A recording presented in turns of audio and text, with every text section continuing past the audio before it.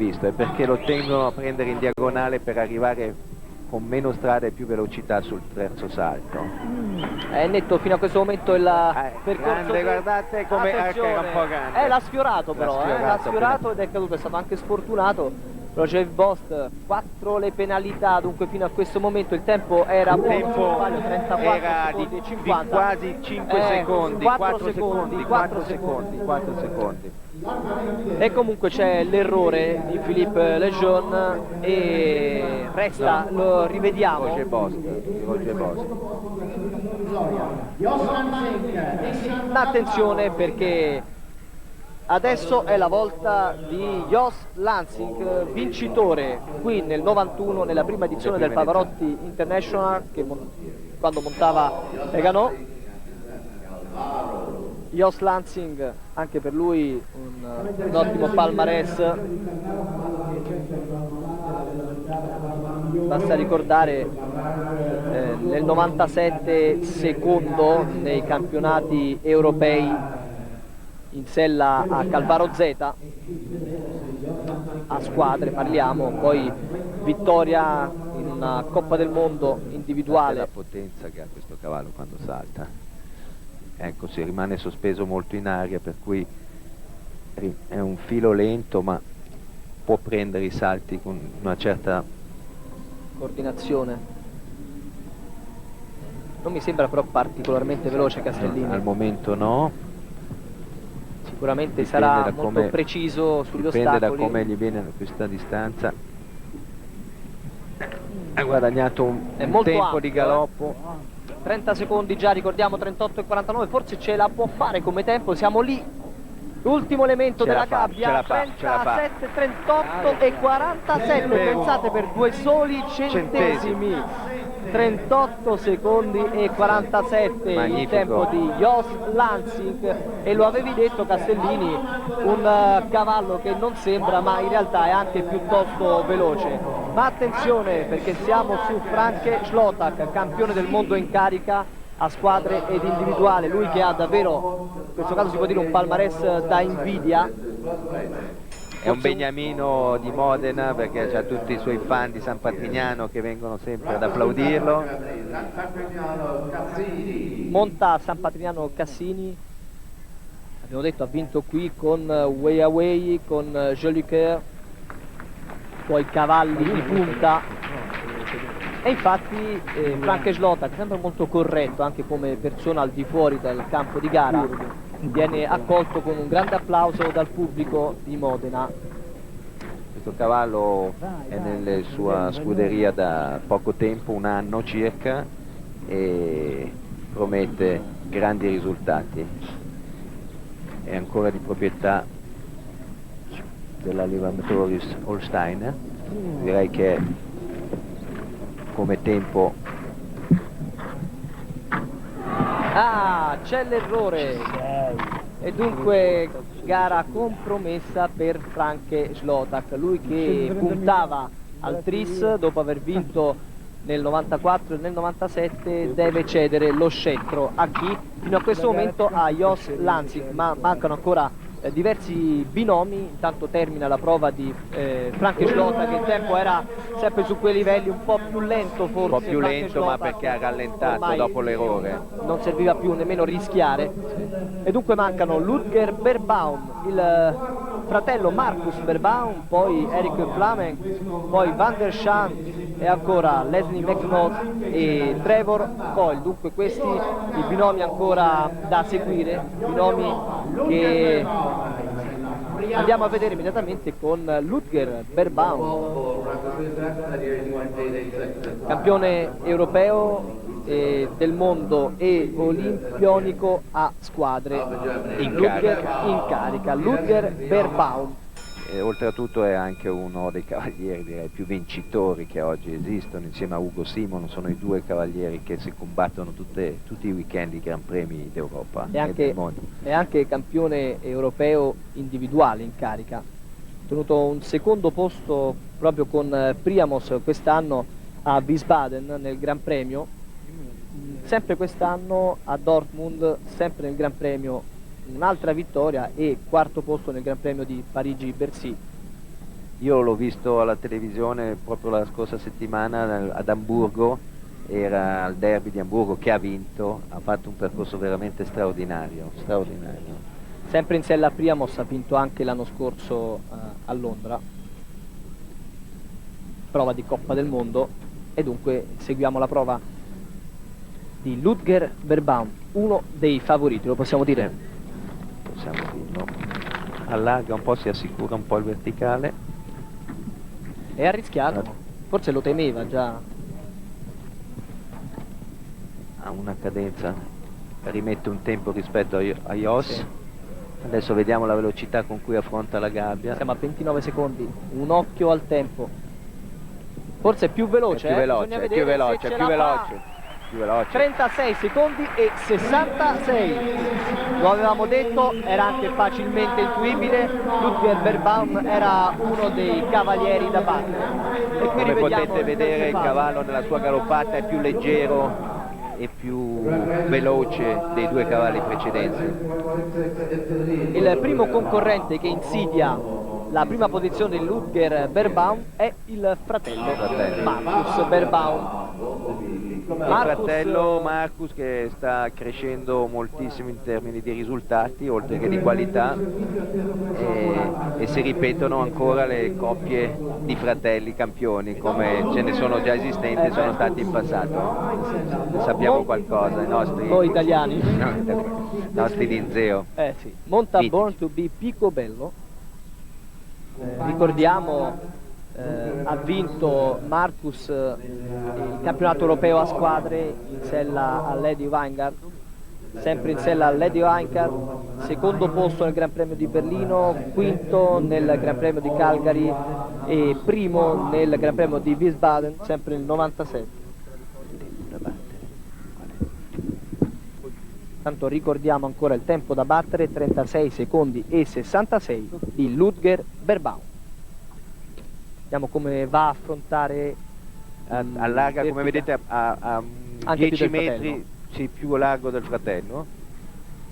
Non sembra avere una buona cadenza regolare, ma non sembra spingere, però è molto regolare. Sì, ma in questo caso forse Castellini serve sì regolarità, cosa che non ha avuto in questo salto, ma anche velocità, e infatti il tempo era molto più alto rispetto a quello degli altri concorrenti. Siamo già a 40 secondi, 40 secondi e 90, 8 tra l'altro le penalità, 2 gli errori agli ostacoli, e per Marcus Beerbaum sesta posizione provvisoria. Restano ancora 4 binomi, Eric Flamenc, poi Woodjan van der Schaan e ancora Leslie McNo e infine Trevor Coyle. Dunque Eric Flamenc, belga, monta Verte Rouge. Su Verte Rouge ha ottenuto buoni piazzamenti nella Coppa del Mondo, Coppa delle Nazioni, prima posizione a Atene e altri 3 quinti posti a Mechlin, St. Gallen e Roma nel 96. È il suo cavallo di punta. Non è un cavallo semplice,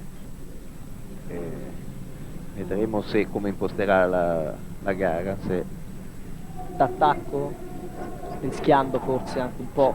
Rischiare.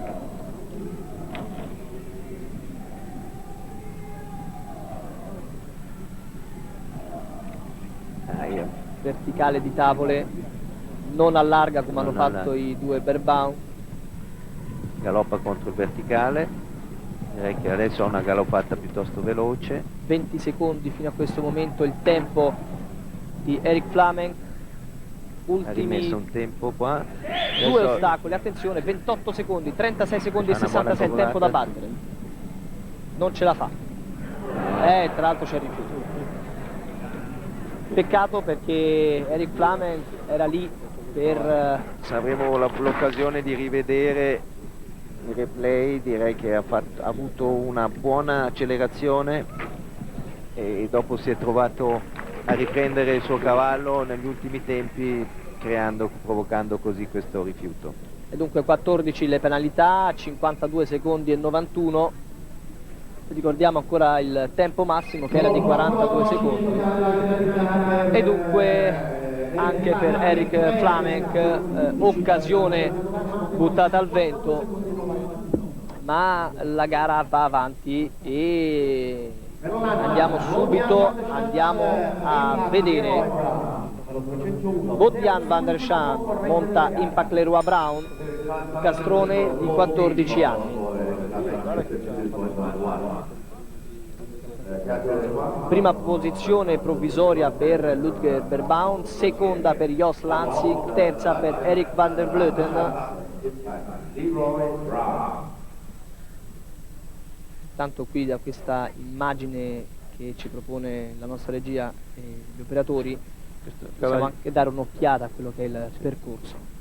Prego Castellini. Questo è un cavaliere piuttosto positivo e che non si arrende mai, di solito cerca, prende, ecco, purtroppo, si deve arrendere di fronte sì, all'ostacolo. Sì. E prende sempre dei grandi rischi, ma è proprio per questo che è sempre tenibile, perché ogni tanto colpisce con dei risultati molto positivi.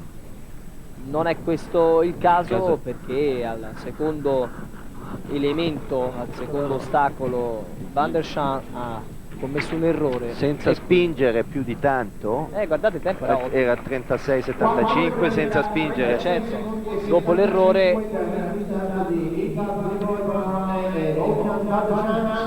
Dolph là. Eccoci, siamo a Leslie Magno monta Dolph, è la il penultimo concorrente, una grande amazzone inglese naturalizzata in Svizzera con ottimi risultati, sesta individuale a squadre nei campionati europei del 97, prima nei campionati europei a squadre nel 95, poi da segnalare anche quest'anno la vittoria nel Gran Premio di Zurigo proprio in sella a Dulf, e proprio con Dulf ha ottenuto altri ottimi risultati nel 97 a Morcelles, prima nel Gran Premio, altri buoni piazzamenti. Cavallo di grandissime doti e qualità, non facilissimo, che si è tirata, direi in gergo, tirata su, nel senso proprio è cresciuto sportivamente con lei. Ha 10 anni questo cavallo Dulf. Ed è molto potente, vedremo se è veloce. Ma anche veloce sembra, Sicuramente l'atteggiamento è quello positivo. Si prova. È rischiato per forza bisogna rischiare. Il tempo è buono. Guardate che partenza. Attenzione, il largo. Guardate che molti rischi molto che alta. prende. 26 secondi. Sapendo che ha dietro Cruising che l'aspetta nel percorso successivo. Il tempo è il migliore, manca un solo elemento, attenzione, 35 secondi e 51. Brava Leslie Magno. Applausi per lei, applausi davvero scroscianti per lei, anche per guardate che salto che ha preso tutti i suoi rischi e Dulf ha risposto veramente alla grande. Castellini ha preso gli ultimi due larghi anticipando un tempo di galoppo, e il cavallo le ha risposto molto bene.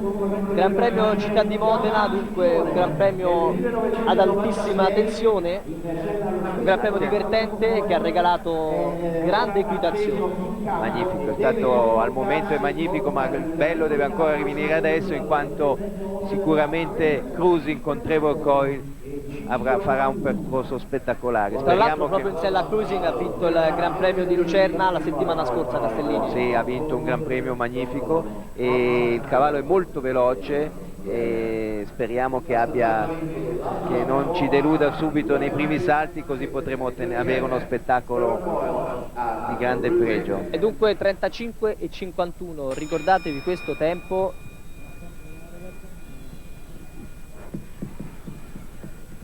Ha un grande vantaggio Cruising, anche se al momento deve rincorrere la Leslie, ma ha un grande vantaggio che parte dietro, e quindi può fare la gara e la sua andatura in base al percorso precedente di Dolfo. Allora ci siamo, è il momento decisivo, è il momento che deciderà il Gran Premio Città di Modena. La partenza anche molto. È partito a 1000. Sì. E questo è lo stile del cavallo, qui è pericoloso. Lo supera bene, siamo sul verticale, molto veloce, grandi rischi, troppi rischi, Castellini, troppi rischi. A questo punto non può che terminare per... Vediamo se malgrado abbia rallentato il tempo di riferimento, così tanto per avere un'idea di se avrebbe potuto... avrebbe... ha rallentato non poco, 35 secondi e 31, ma c'è l'errore, dunque le 4 penalità che costringono Trevor Coyle a non andare oltre la sesta posizione. Abbiamo rivisto in questo momento l'errore, brutto errore brutto, ma nel senso che succede perché quando c'è una gara di questo livello con tale montepremio si prendono certi rischi, e questo fa parte del nostro mestiere. Attraverso la nostra grafica rivisitiamo quello che è il Gran Premio Città di Modena, vinto da Leslie McNo. In sella Adolf, il suo tempo 35 secondi e 51, seconda posizione per Ludger Berbaum con 36 secondi e 66, terzo posto per Jos Lansing con 38 secondi e 47. Questi 3 concorrenti hanno fatto percorso netto. Dunque un commento conclusivo? Direi che l'Amazone Leslie è senz'altro una dei binomi col suo Adolfo, uno dei binomi più forti al momento a livello internazionale per i Gran Premi. Lo spettacolo mi sembra che sia stato di primissimo livello, il percorso mi è dispiaciuto enormemente, credo come a tutti i presenti, che non ci siano stati protagonisti italiani in questa finale. E io per primo, credo come tutti gli altri, abbiamo dato il massimo, ci sono stati qualche piccola sfumatura, qualche errore, soprattutto un vero peccato per Rolli, Marioni e Bussu che proprio per pochissimo non sono riusciti a ottenere il loro percorso netto. Con le parole di Emanuele Castellini, che ringraziamo per essere stato con noi, con le immagini che avete appena visto dei dintorni di Modena, chiudiamo qui dal Pavarotti International. Vi diamo naturalmente appuntamento a domani pomeriggio con la trasmissione di Eder Parisi e domani notte per la trasmissione dell'equitazione, l'evento sportivo. Grazie e buonanotte. Grazie a tutti e un saluto a tutti gli sportivi. Grazie. Sono passati tanti cavalli. Sì, ma non lo puoi dire, non è forse neanche quello che fa netto il più forte.